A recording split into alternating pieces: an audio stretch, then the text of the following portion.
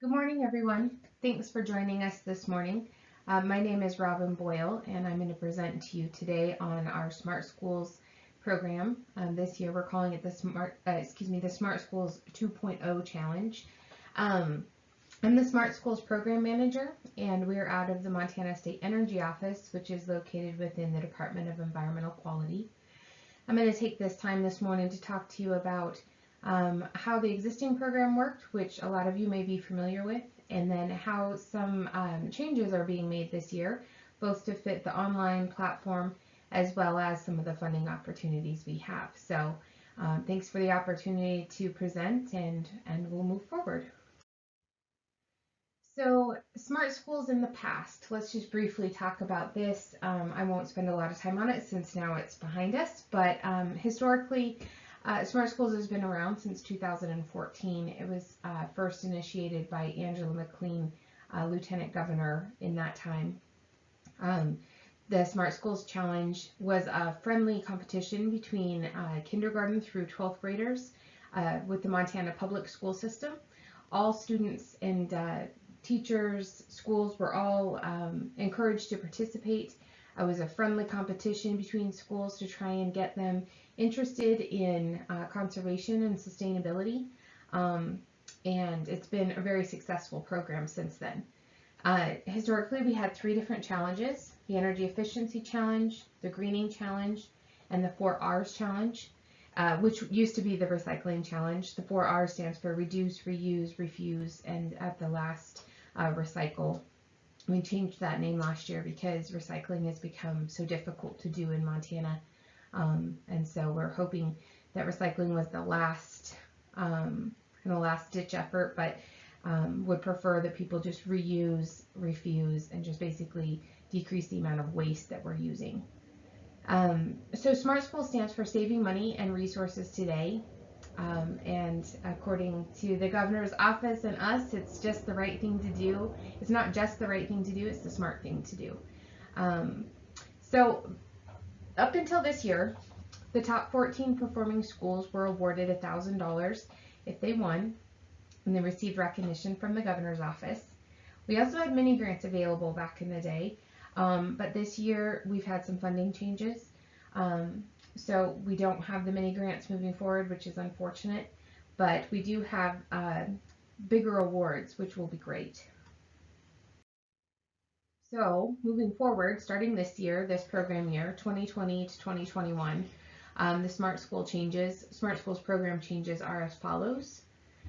We're going to continue to call it Smart Schools 2.0 at this point. Again, it's just a friendly competition between schools. We want to see public schools involved. Just as a side note, unfortunately at this point we can't have private schools or charter schools involved. They have to be a publicly funded school because we're a publicly funded agency. In past years when I've been at the educators conference, I've had a lot of private schools show interest. Hopefully moving forward we can maybe get them incorporated. I'd love to see that, so that's always kind of in the back of my mind and something that we may be able to work on. But at this point, it's just public schools K through 12. So instead of doing the 3 challenges like we have done in the past, we're going to do 8 new project topics instead. So if there's an overarching umbrella, it's just 1 challenge with project topics to choose from to participate. This is a great way for educators to apply STEM lessons or activities in their classroom. The top 10 performing schools this year will receive $2,000. So instead of choosing 14 schools and each of them getting a $1,000 award, this year we're going to choose 10 of the top performing schools, and they'll each receive a $2,000 award. That $2,000 can go towards the school to use for anything. We like to see it go towards the challenge the project that they had been participating in for future years. But if that money needs to be used for classrooms, it can be used however you see fit. So this year we also have something cool that we'd like to get out there, and it's the bonus challenge. So for schools that enroll in the 2020-2021 Smart Schools Challenge, they'll have the opportunity to sign up for a bonus challenge this year. The bonus challenge will be So since we used to be Smart Schools, this year we're calling it Smart Schools 2.0. We're actually looking to come up with a new name for the program, rebrand the program since we're making some changes. But it was really hard to come up with a new name. And so we're hoping that the students and schools might be interested in coming up with one that they see fit. And at the end of this, if they participate in this bonus challenge, at the end of the year, we're going to choose a logo and the winner will receive an additional $1,000. So you can win $2,000 if you're of the top performing schools, and you can win an additional $1,000 if your school is chosen with the new logo. So that's fun. I'm excited to see what will come of that. So just kind of briefly, I want to go over the Smart Schools Challenge projects. There are 8 project topics to choose from. There's upcycling, alternative transportation, energy efficiency, renewable energy, indoor air quality with a focus on radon, sustainable agriculture, industrial process and public infrastructure, and a living classroom.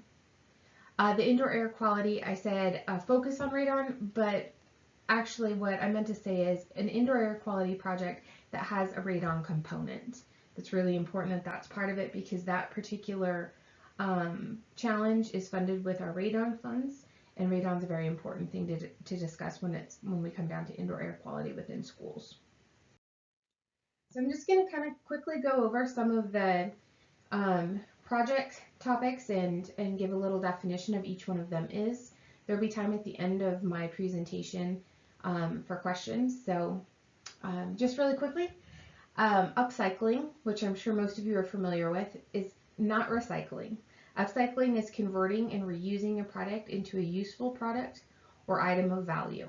Students may assist in the production of art or classroom projects to repurpose water materials.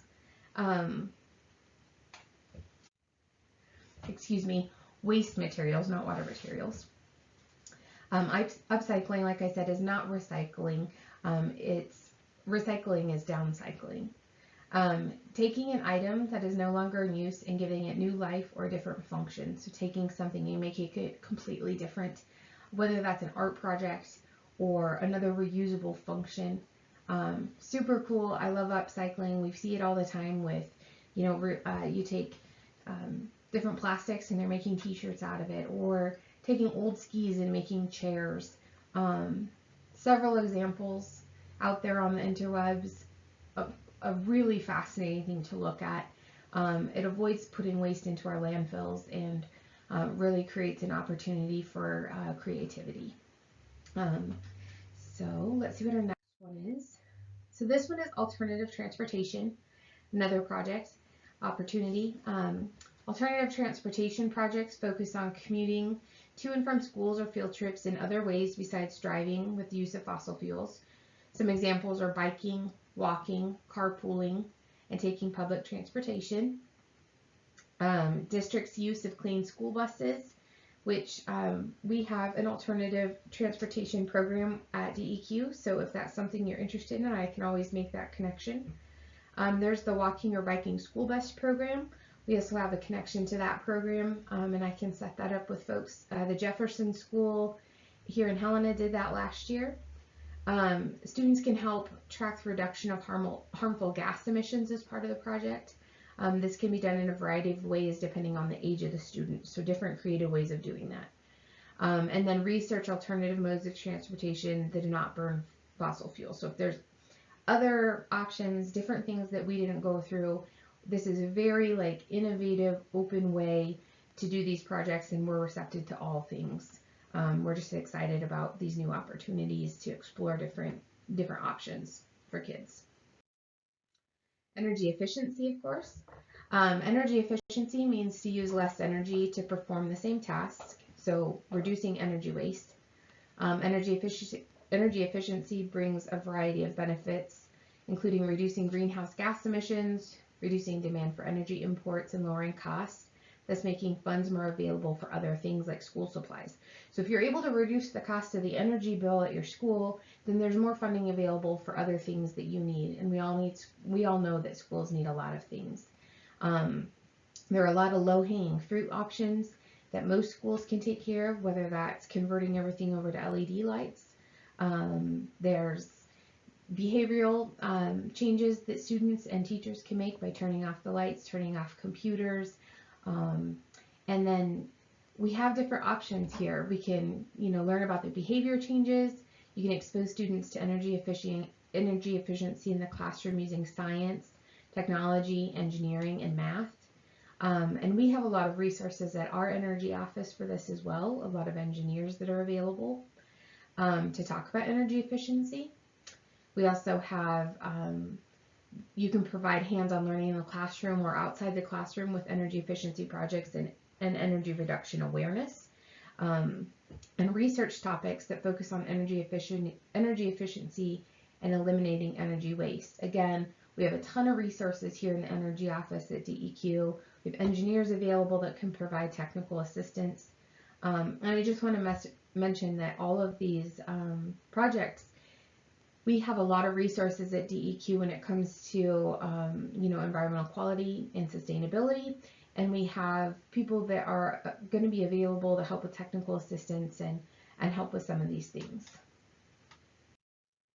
So our next project topic would be renewable energy, which is on the other side of the shop from where my group is located. I'm in the energy efficiency section. So the people in renewables are great. Renewable energy projects incorporate energy sources that are harvested from resources that can be replenished on a human timescale. Examples, of course, are wind, rain, sunlight, water, and geothermal heat. The opportunity here is to expose students to renewable energy in the classroom using science, technology, again, engineering and math. Provide real-time data displayed to demonstrate the reduction of fossil fuels with the reproduction of renewable energy. And there's always the option to research renewable energy sources. So again, we have that technical assistance at the energy office to help with this. A lot of schools have participated in one of our other programs, which was the Solar Schools feasibility studies. This might be a great opportunity to use that and try and participate in Smart Schools 2.0, maybe win some extra money there. Again, just an awesome opportunity to educate our kids about renewable energy and to make it a fun teaching process as well. So indoor air quality, something that's super important for all of us, for you as teachers, for administrators, for students. This has been fascinating for me to learn about as I've been in the Energy Bureau. Indoor air quality is so important. Our kids are tired in classrooms sometimes because there's no ventilation. And so let me just talk a little bit about it. Indoor air quality is the quality of air within the school building and building annexes. Many different factors can affect indoor air quality, such as cleaning products, damp conditions, insulation, HVAC issues, building infrastructure, and of course there could be radon issues. Just to emphasize, indoor air quality must include a radon component to qualify. We actually have a radon program, of course, at DEQ, and some awesome guys that work for the radon program, and they would be more than happy to provide technical assistance and help take a look at radon in the school. So that just can be a portion of it. There's several opportunities when it comes to researching indoor air quality. I think personally it would be an awesome project to do because there's just so many avenues you can take, and I think that you can tie it back into the health of kids, and it's fascinating. You can expose students to the effects of air quality from the infrastructure and HVAC filter replacements or upgrades. This can be used using mediums such as daily announcements, newsletters, classroom lessons, etc. Class lessons plans expose students to indoor air quality. One of the things that I think is a really important aspect of indoor air quality and teaching our kids about it, and also teachers and administrators alike, is the green cleaning. So talking about green cleaning products and the harmful effects of non-green cleaning products, what's in the air we breathe, and how that can affect us. There's also the chemical cleanup. So in labs, we can discuss that. We can help you go over that. Again, we can provide technical assistance to talk about what that would look like a chem lab cleanup, and how scary it can be to have those products on the shelf, products that shouldn't be next to one another that we're just unaware of. All of these tie back into indoor air quality. So just so many resources we have available to help you with this, but also personally I think a super cool project for students and teachers, and very educational because it's directly tied to the health of all of you, for teachers, students, and administrators. Okay, so our next project I'm going to go over is sustainable agriculture. This would be a fun project. You know, it might be tough in the winter, but you can always get things started inside and move it outdoors as the weather clears up. Of course, we're going to be on a remote learning platform, so this will be an interesting one for kids maybe to be doing at home. Sustainable agriculture is gardening or farming to meet the needs of your school or community without compromising the soil, water, climate, and promote biodiversity for future generations. So this involves composting food waste, and using compost to improve soil health. You can do rainwater catching, which is awesome, reusing rainwater for agricultural purposes. Schools can partner with local farms to provide students with local produce in the cafeteria. We've had a lot of schools that have done something like this in the past. They grow their own food, even if it's just a little bit, and the cafeteria uses it. I know we're going to be in a much different situation probably this year because of COVID-19, but you know, let's get creative, let's get innovative. How can we you know, use what we have to create, you know, food for our families and for the schools, potentially, possibly, if that's a thing this year.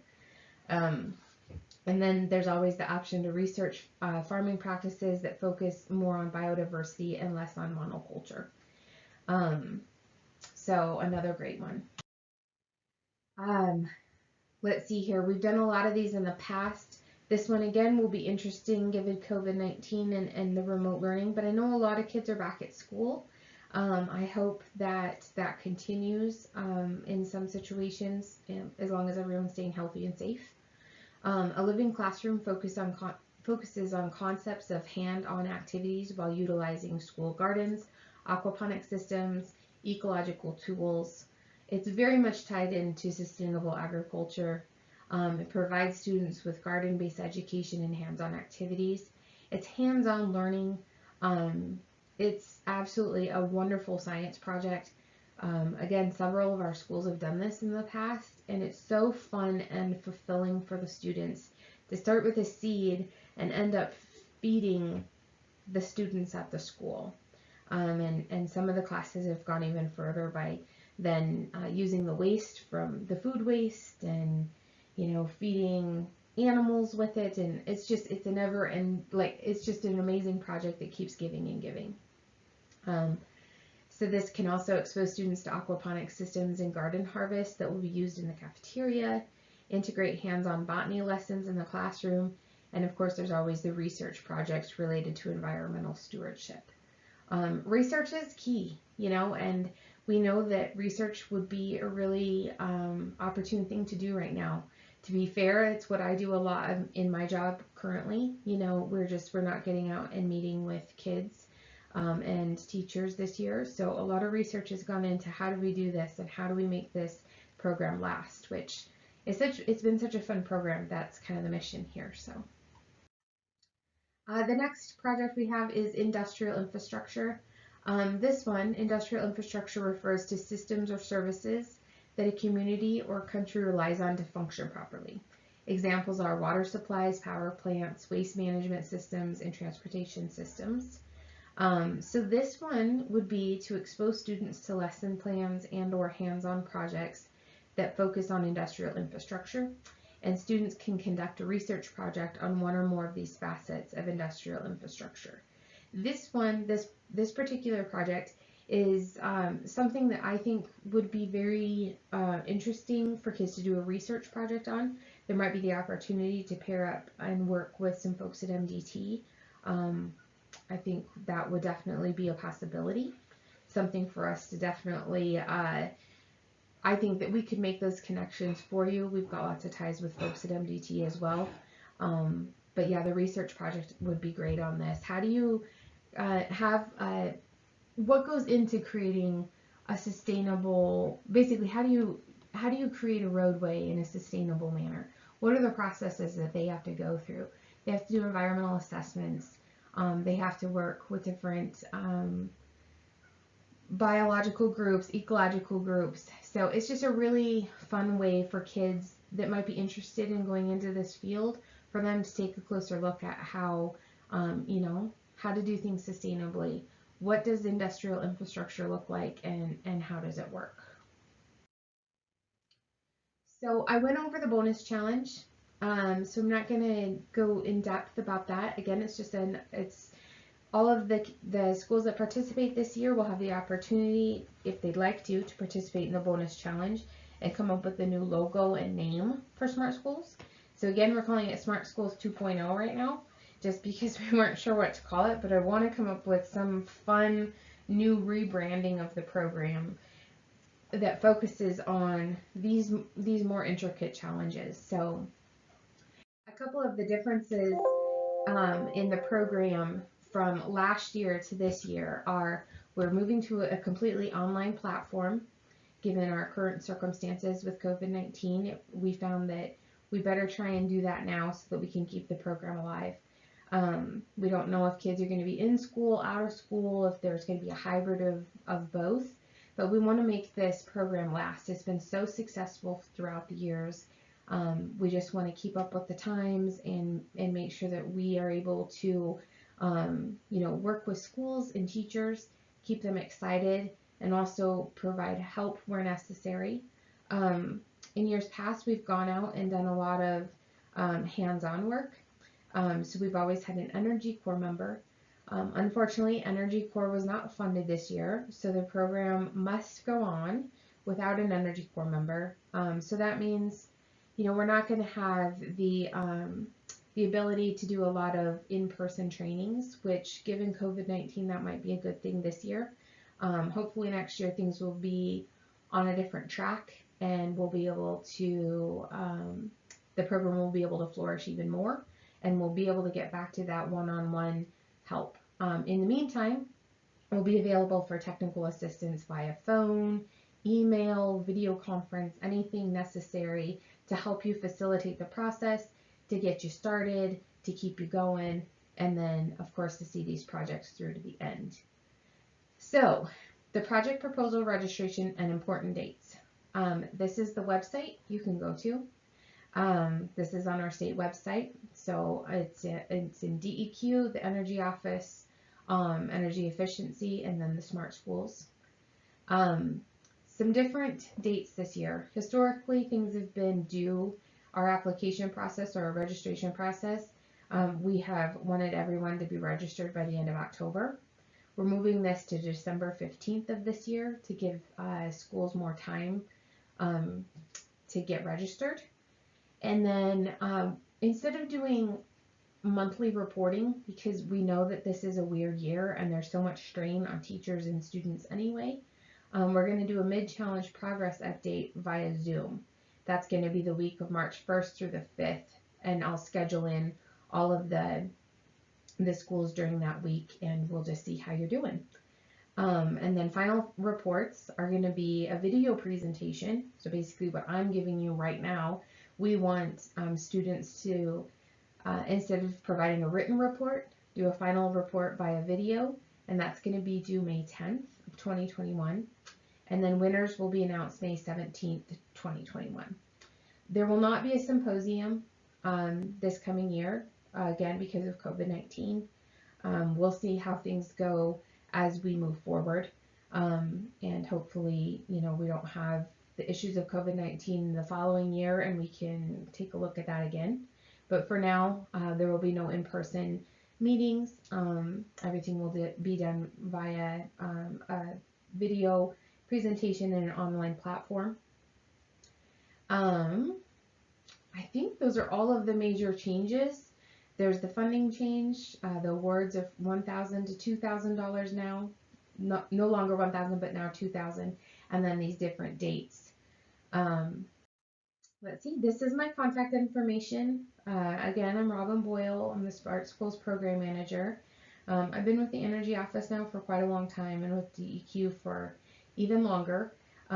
We're just really eager to see this happen and hope that we keep schools involved. Education and outreach is going to be done through me this year. Again, we don't have an Energy Corps member, so I am going to do my best to help schools through this process and answer any questions you may have. Again, we'll be able to provide technical assistance in several areas, so please take the time to really take a look at all of these and these project areas and see if it's something that you may be able to do with your classes. I'm hoping that we have the same number of participants, if not more, than we did last year. We've had between 50 and 60 schools participate each year, and we just keep getting cooler and cooler projects, and I just want to see that continue to grow. So thank you for taking the time to listen to me, and I'm gonna click off now, and I'll be available for questions if you have any. Thanks so much. Bye-bye.